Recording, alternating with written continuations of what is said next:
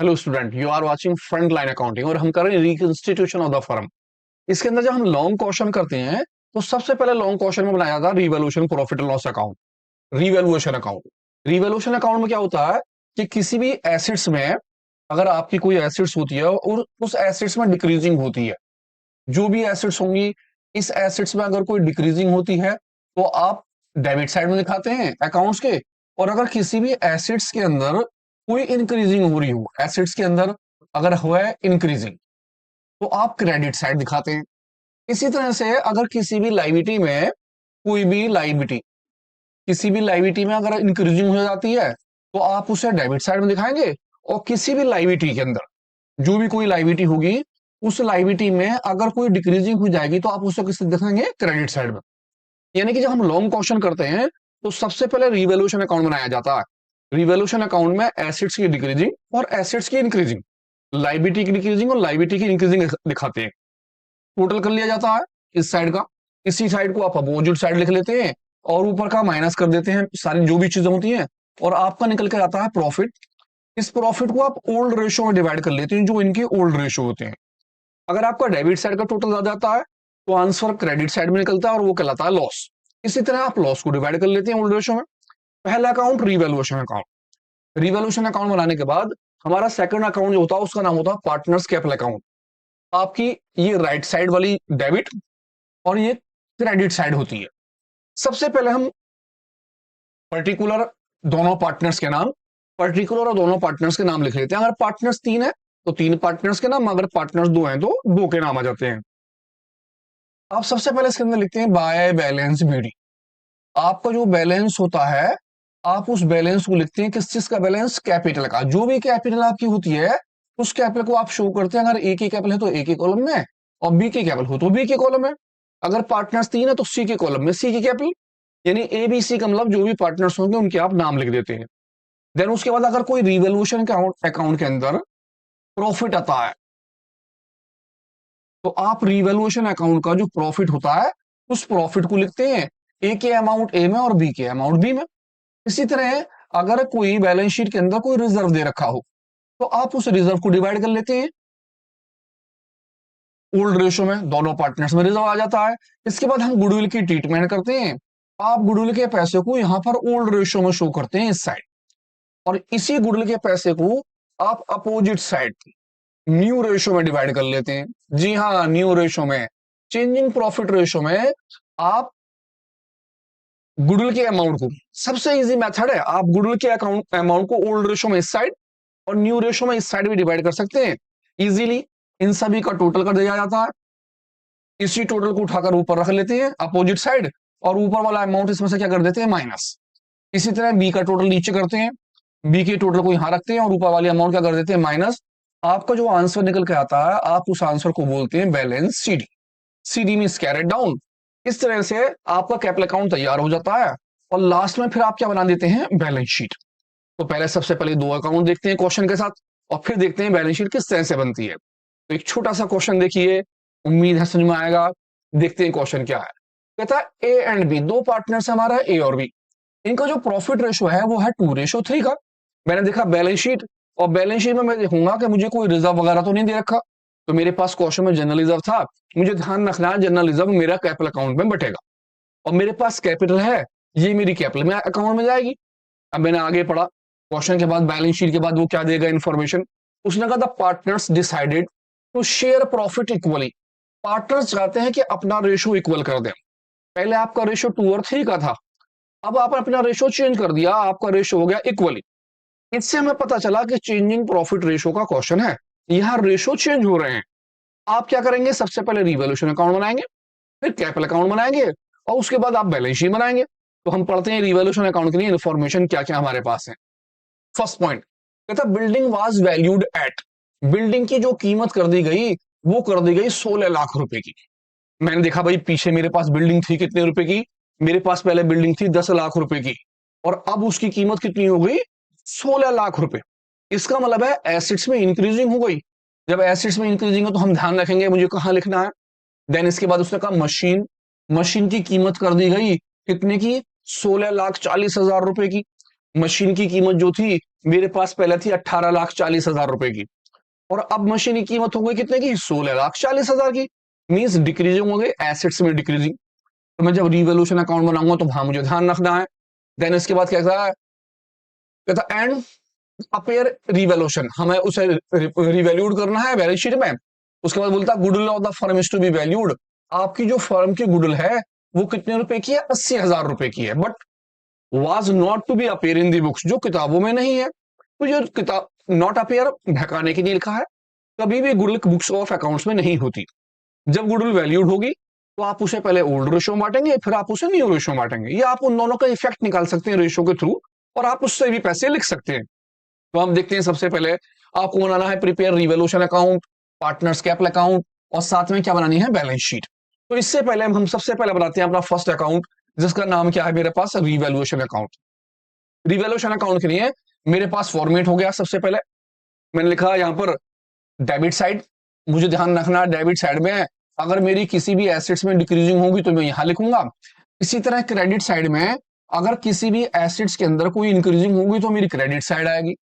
Then liability में अगर कोई मेरी इंक्रीजिंग है तो डेबिट साइड। इसी तरह लाइबिलिटी में अगर कोई डिक्रीजिंग होगी तो किसमें, क्रेडिट साइड में। दो बातें मेरे पास हैं। Partners capital account, capital account में सबसे पहले बैलेंस बीडी, कैपिटल की अमाउंट लिखूंगा मैं। रिजर्व का पैसे लिखूंगा, जो पीछे रिजर्व बैलेंस में दिया है उसे बांट लूंगा मैं। और रिवोल्यूशन में जो मेरा प्रॉफिट निकलेगा मैं उसे लिखूंगा, लॉस होगा तो मैं लॉस लिख दूंगा। तो मैं सबसे पहले आ गया अपने रिवोल्यूशन अकाउंट पर। मैंने देखा रिवोल्यूशन अकाउंट में मेरे पास बिल्डिंग 16 लाख रुपए की है, जबकि पहले बिल्डिंग जो थी कितने की थी, 10 लाख रुपए की। और अब बिल्डिंग कितने की हो गई, 16 लाख रुपए की, 16 लाख रुपीज। इसका मतलब ये हुआ कि 6 लाख रुपए की इंक्रीजिंग हो गई बिल्डिंग के अंदर। तो मैं क्रेडिट साइड आ गया, एसेट्स की इंक्रीजिंग यहां थी, मैंने लिखा बिल्डिंग नाम, और बिल्डिंग की जो अमाउंट थी वो 6 लाख रुपए क्रेडिट साइड में आ गई। इसके बाद सेकंड पॉइंट था मेरे पास, लिखा था मशीन की कीमत 16,40,000, जबकि मशीन पहले जो थी वो थी 18,40,000 रुपए की, और अब कितने की हो गई, 16,40,000 रुपए की। इसका मतलब है कि मेरी एसेट्स में डिक्रीजिंग हो गई। मैंने डिक्रीजिंग में लिखा टू मशीन, मशीन का नाम लिख दिया, और दोनों का डिफरेंस जो है कितना आ गया मेरा, 2 लाख रुपए का। मैंने 2 लाख रुपए यहां रख दिए, बस। इसके अलावा मेरे पास कुछ और था नहीं। रिवोल्यूशन के लिए अगर कोई और चीज इंक्रीजिंग या डिक्रीजिंग होती है एसिड्स या लाइबिलिटी में तो मैं उसे ले लेता। मैंने टोटल करा, 6 लाख रुपए नीचे आ गए। इसी 6 लाख रुपए को मैंने अपोजिट साइड लिखा, क्योंकि क्रेडिट साइड वाला टोटल ज्यादा था, 6 लाख रुपए। इस 6 लाख में से 2 लाख रुपए माइनस हो गए, और मेरे कितनी अमाउंट निकल के आ गई, 4 लाख रुपए की। और ये 4 लाख रुपए है मेरा कहलाएगा प्रॉफिट की। मैं इस प्रॉफिट को डिवाइड कर दूंगा दोनों पार्टनर्स के ओल्ड रेशो में। मेरे पास ओल्ड रेशो कितने का है, 2:3 का। एक बार चेक कर लेते हैं रेशो अपना। हमारा जो ओल्ड रेशो है वो है 2:3 का। 2:3 के अंदर हम 4 लाख रुपीज को डिवाइड कर लेते हैं पार्टनर्स ए के अंदर, और पार्टनर्स किसके अंदर, बी के अंदर। तो मैंने 4 लाख रुपए को डिवाइड करा, 4 लाख रुपीज मल्टीप्लाई पहले वाले पार्टनर्स का 2 और सभी का टोटल 5। इसी तरह 4 लाख रुपीज मल्टीप्लाई दूसरे पार्टनर्स का रेशो 3 और दोनों का टोटल 5। 5 से गया 8 बार 80,000, और 8 दूनी 16, 1,60,000 रुपए आ गए फर्स्ट वाले पार्टनर्स के। मैंने दूसरे पार्टनर्स के लिए फिर दाल काट दिया 80,000 से, और 8 3 24, 2,40,000 रुपए जो आ गए वो सेकंड पार्टनर्स का प्रॉफिट आ गए। रिवोल्यूशन अकाउंट तैयार। रिवोल्यूशन अकाउंट में एसेट्स में डिक्रीजिंग और एसेट्स की इंक्रीजिंग, लाइबिलिटी में डिक्रीजिंग और लाइबिलिटी की इंक्रीजिंग लेनी है आपको। आपका अगर इधर का टोटल ज्यादा है तो प्रॉफिट निकलेगा, अगर आपका डेबिट साइड का टोटल ज्यादा है तो उधर लॉस निकलेगा। कैपिटल अकाउंट पर आ गए। सबसे पहले मैंने बैलेंस बीडी में कैपिटल की अमाउंट लिखी, बैलेंस बीडी। देखता हूं बैलेंस शीट में है कितने रुपए की कैपिटल मुझे दी है। पहले पार्टनर्स की अमाउंट 16 लाख और दूसरे की 24 लाख रुपए की है। तो मैंने पहले पार्टनर्स के अंदर लिखे 16 लाख रुपए, कैपिटल के पैसे 16 लाख, और दूसरे जो पार्टनर्स था उसकी अमाउंट कितने की आ गई, 24 लाख 24 लाख रुपए की। आपकी ये साइड हो गई क्रेडिट की, और आपकी ये वाली साइड जो है किस चीज की है, वो डेबिट साइड की। देन उसके बाद रिजर्व। आप रिजर्व को हमेशा किस रेशो में बांटते हैं, ओल्ड रेशो में। तो मैंने ओल्ड रेशो ले लिया।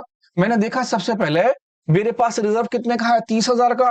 तो मैंने 30,000 के रिजर्व को दोनों पार्टनर्स में डिवाइड करा। मेरे पार्टनर्स का रेशो 2, और दोनों का रेशो 5। इसी तरह मैंने दूसरे पार्टनर्स में डिवाइड करा, 30,000 रुपए और 3/5। मेरा जो रिजर्व था कितना कितना आया, 5 से काटते हैं 6,000 और 6 2 जा 12,000 हो गए पहले के।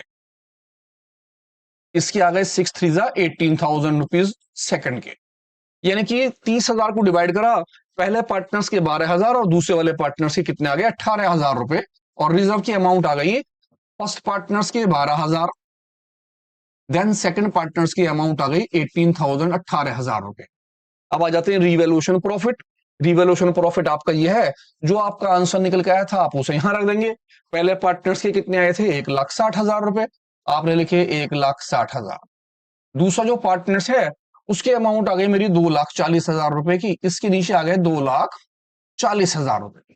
तीन बातें, सबसे पहले बैलेंस मीडियम, पुराने पार्टनर्स की जो कैपिटल थी उसे लिख लेंगे, जो भी पार्टनर्स थे उनके, 2 है तो 2, 3 है तो 3, 4 है तो 4।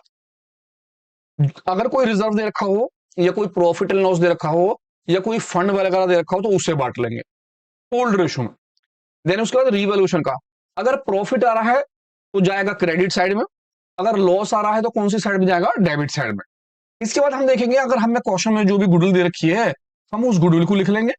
मैंने देखा गुडविल की अमाउंट कितने की है, और गुडविल के पैसे को आप इस साइड जो बांटेंगे वो बांटेंगे ओल्ड रेशो में, और इसी गुडविल के अमाउंट को डेबिट साइड में आप डेबिट साइड में बांट लेंगे। कौन से रेशो में, न्यू रेशो में। अब मैं देखता हूं कि मेरे पास ओल्ड रेशो जो है वो तो है 2:3 का, और नया रेशो जो था वो कितने का था, मेरे पास नया रेशो वो था इक्वल का, और गुडविल कितने की है 80,000 रुपए की। तो मैंने यहां पर इक्वल में बांटूंगा 1:1 में 80,000 रुपए को, तो मैंने 80,000 डिवाइड करे 1:1 में, पहले वाले पार्टनर्स की अमाउंट जो आ गई मेरी आ गई 40,000, 40,000 रुपए। दूसरे पार्टनर्स के भी कितने पैसे आ गए 40,000 रुपए। मैंने इस साइड 80,000 को डिवाइड करा, और किस रेशो में 2:3 में, तो मैं 80,000 आराम से डिवाइड कर लेता हूं और देखता हूं मेरी 80,000 डिवाइड होने के बाद क्या अमाउंट निकल कर आती है। 80,000 को डिवाइड करते हैं, ओल्ड रेशो है हमारा 2, और दोनों पार्टनर्स का रेशो कितना हो गया 3, यानी 2/5, 3 कह रहा हूं 5। 80,000 मल्टीप्लाई सेकंड पार्टनर्स का रेशो 3 और दोनों का रेशो 5। 5 से काट डाला साहब हमने, 5 से 80, 5 1 जा 5, 5 6 जा 6, 16 5, और 16 2 जा 32, 32,000 आ गए पहले वाले पार्टनर्स के, और काट देते हैं 3 से 16 से 48,000 आ गए आपके दूसरे वाले पार्टनर्स के। एक बार चेक कर लीजिए, दोनों का टोटल आता है हमारा कितना 80,000 रुपीज। यानी कि आप गुडविल के अमाउंट को क्रेडिट साइड में ओल्ड रेशो में डिवाइड कर लीजिए, और डेबिट साइड में कौन से रेशो में, नए रेशो में डिवाइड कर लीजिए। सबसे इजी मेथड है ये। अगर आप ऐसा नहीं लिखना चाह रहे तो आपको जैसे पहला वाला क्वेश्चन हमने करा था, पहले ओल्ड रेशो रखेंगे, फिर न्यू रेशो लिख लेंगे, फिर दोनों का इफेक्ट निकालेंगे। इफेक्ट निकालने के बाद जो गुडविल आएगी उसे आप डिवाइड करेंगे, और जो गुडविल निकल के आएगी उससे क्रेडिट को क्रेडिट साइड में और डेबिट को डेबिट साइड में लिखेंगे। आप वो मेथड भी कर सकते हैं, या आप सीधा सीधा सा है, आप यहाँ पर इस पैसों को किस रेशो में लिख दीजिए ओल्ड रेशो में, और यहाँ पर किस रेशो में डिवाइड कर लीजिए न्यू रेशो में, आपका काम खत्म। टोटल बंद कर दीजिए, बस आपने टोटल करा। सबसे पहले मैंने इस वाली साइड का टोटल कर लिया, करा 1612, इसके बाद आ गया 160, और 160 के बाद 32 ऐड कर देते हैं, 2 और 2 4, 3 और 10 0 1 आ गया जी, 6 और 7 1 8 1, हमारा आ गया 1804 और 000 निकल के आया 18,04,000 रुपए। दूसरे वाले का टोटल ले लेते हैं। दूसरा वाला हमारा जो पार्टनर्स है उसकी अमाउंट कितने की आती है, 24 लाख का मैंने लिया 2400, इसका ले लिया 18, इसका ले लिया मैंने 240, और इसका ले लिया मैंने 48,000, प्लस कर दिया जी 16 का 6 1 1 8 0 1 4 2 6 और 1 7 और 2, ये निकला मेरा 2706,000। पहले वाले पार्टनर्स का जो निकल के आया टोटल निकल के आया 18,04,000 रुपए, दूसरे का निकला 27,06,000 रुपए। इसी टोटल को मैंने अपोजिट साइड ले लिया, 18,04,000 रुपए, और दूसरे वाले का 27,06,000 6,000 रुपए। इस टोटल से 40,000 को मैंने माइनस कर लिया, मेरे आया 18,40,000 से मैंने 40,000 माइनस कर लिए, 0 10 से 4 गया 671, ये निकल के आया 1764 और 000। इसके बाद मैं इसी तरह से दूसरे वाले को माइनस कर लेता हूं, और मेरा जो दूसरा वाला निकल के आया है उसमें से भी 40,000 माइनस करने हैं, 2706, इससे करने हैं 40,000 माइनस। मेरा 40,000 माइनस करे 6, 10 से 4 गया 662, निकल के आया मेरा 2666,000। और ये आंसर जो कहलाएगा मेरा, मैं इसे बोलूंगा to balance CD carried down. Answer निकल के आया मेरा 17,64,000 रुपए और 26,66,66,000 रुपए। देन इसके बाद मैं बनाऊंगा बैलेंस शीट। जब आपका कैपिटल अकाउंट बन जाएगा, एक बार ध्यान से देख लीजिए कैपिटल अकाउंट, स्क्रीनशॉट ले लीजिए ध्यान से और चेक कर लीजिए। देन इसके बाद आ जाते हैं हम बैलेंस शीट के ऊपर। बैलेंस शीट बनाने के लिए आपके अंदर जो पुराने वाली बैलेंस शीट है उसे आप एज इट इज लिखेंगे, और ये ध्यान रखेंगे जो आपके एसेट्स थी, अगर एसेट्स में डिक्रीजिंग हुई है तो आप उसे क्या कर देंगे माइनस, अगर एसेट्स में इंक्रीजिंग हुई है तो आप उस अमाउंट को क्या कर देंगे प्लस। ये ध्यान रखना है। यहां आपकी balance sheet as it is आएगी, उस बैलेंस शीट के अंदर जो कैपिटल थी उसकी जगह पर अब नया कैपिटल अकाउंट आ जाएगा। तो पीछे वाली बैलेंस शीट से हम देखते हैं कौन कौन सी चीजें हमारे पास थी, उन सभी बातों को लेते हैं। एक तो मुझे रिजर्व छोड़ देना है, क्योंकि रिजर्व में बांट चुका हूं तो रिजर्व अब बैलेंस शीट में नहीं आएगा। अब कैपिटल की जगह पर ये दोनों कैपिटल हट जाएंगी, और इस कैपिटल की जगह जो मेरा आंसर निकल के आया कैपिटल अकाउंट का, मैं वो आंसर लिखूंगा। एज इट इज पूरी की पूरी एसेट्स उतारी जाएंगी। एसेट्स के अंदर मशीन के अंदर डिक्रीजिंग था तो मैं माइनस कर दूंगा, और बिल्डिंग में क्या थी इंक्रीजिंग में क्या कर लूंगा प्लस। हुई है कितने की 6,000 रुपए की, और जबकि मेरी मशीन के अंदर डिक्रीजिंग कितने की हुई है 2,00,000 रुपए की। तो मैं बैलेंस शीट बनाता हूं। बैलेंस शीट के अंदर सबसे पहले मैंने सारी अमाउंट उठा के लिख ली। सबसे पहले क्रेडिटर्स लिख दिया, बिल पे बिल लिख दिया, और कैपिटल के अंदर अमाउंट छोड़ दी। अमाउंट क्योंकि बैलेंस शीट के अंदर मैंने देखा मेरा जो कैपिटल अकाउंट का आंसर निकल के आया वो निकला 17,64,000 ए का, और बी का 266। तो मुझे अमाउंट लिखनी है, मैंने सबसे पहले ए के पैसे लिखे 17,64,000 ए की अमाउंट, और बी की निकल के आए मेरी 2666,000। इन दोनों पैसों को कौन कौन से अमाउंट जो आपका कैपिटल अकाउंट का आंसर निकल कर आया है, आप उन दोनों आंसरों को, इन दोनों आंसरों को कैपिटल अकाउंट में लिख लेंगे 17,64,000, 26,66,000, 17,64,000 और 26,66,000। इन दोनों का टोटल अब आपकी कैपिटल कहलाएगा 000। ये हो गया 6 1 7 4 और ये 4, हमारा टोटल निकल के आया 443,000। आ जाते हैं एसेट्स में। बिल रिसीवेबल में कोई इंक्रीजिंग डिक्रीजिंग नहीं थी, मैंने एज इट इज अमाउंट ले ली। स्टॉक के अंदर कोई भी इंक्रीजिंग या डिक्रीजिंग नहीं है, आपने एज इट इज ले लिया, क्योंकि मशीन के अंदर आपकी डिक्रीजिंग हुई थी तो आपने मशीन की अमाउंट अंदर लिखी और इसमें से डिक्रीज कर दी। इसी तरह से बिल्डिंग के अंदर क्या हुई थी इंक्रीजिंग, आपने इंक्रीजिंग कर दी। आपकी जो मशीन के अंदर डिक्रीजिंग थी वो थी 2,00,000 की, आपने 2,00,000 माइनस कर दिए, और अब आपकी जो नई कीमत है वो है 16,40,000 की, आपने उस कीमत को दिखा दिया। इसी तरह मशीन के अंदर आपकी 6,00,000 की क्या हो गई थी इंक्रीजिंग, आपने 6,00,000 कर लिए प्लस कर लिए। यानी कि एसेट्स के अंदर अगर कोई इंक्रीजिंग है तो आप उसे प्लस कर लेंगे, अगर कोई डिक्रीजिंग होगी तो उसे माइनस कर लेंगे। अगर किसी अमाउंट में कोई भी इंक्रीजिंग डिक्रीजिंग ना हो तो उसे एज इट इज बाहर दिखा देंगे। अब आपने 10 लाख में 6 लाख प्लस करे, और अमाउंट जो हो गई हमारी कितने की हो गई 16,00,000 की हो गई। इस तरह से अब आप दोनों साइड का क्या कर देंगे टोटल, इन सभी का टोटल आप नीचे, एसेट्स का सारा टोटल यहां कर देंगे, इन सभी को ऐड करेंगे, सबका टोटल नीचे कर देंगे। इसी तरह लाइबिलिटी वाला सभी का टोटल यहां पर कर देंगे, और दोनों टोटल आपके क्या आएंगे बराबर आएंगे। रिकंस्टिट्यूशन ऑफ फर्म के बड़े क्वेश्चन के लिए ध्यान रखें, रिवोल्यूशन अकाउंट बनाना है, एसेट्स में इंक्रीजिंग और डिक्रीजिंग, लाइबिलिटी की इंक्रीजिंग और डिक्रीजिंग, और कैपिटल अकाउंट में केवल 4 बातें हैं, बैलेंस बीडी, कोई जर्नलिज्म वगैरह, रिवोल्यूशन अकाउंट और गुडविल। जब आप बैलेंस शीट बनाएं तो बैलेंस शीट के अंदर आपका रिजर्व नहीं आ रहा है, और कैपिटल के जगह पर जो आपका बैलेंस शीट वाला पैसा था वो बैलेंस शीट वाले अमाउंट ए की ए में और बी की बी में दिखाएंगे। इसी के साथ आपको ध्यान रखना पड़ेगा, आपकी जिन एसेट्सों में इंक्रीजिंग डिक्रीजिंग थी उनके अमाउंटों को आप अंदर लिखेंगे, और अगर डिक्रीजिंग है तो माइनस कर देंगे, इंक्रीजिंग होगी तो क्या कर देंगे प्लस, और दोनों साइड का क्या कर देंगे टोटल। खत्म क्वेश्चन। मिलते हैं एक नए क्वेश्चन के साथ। Thank you.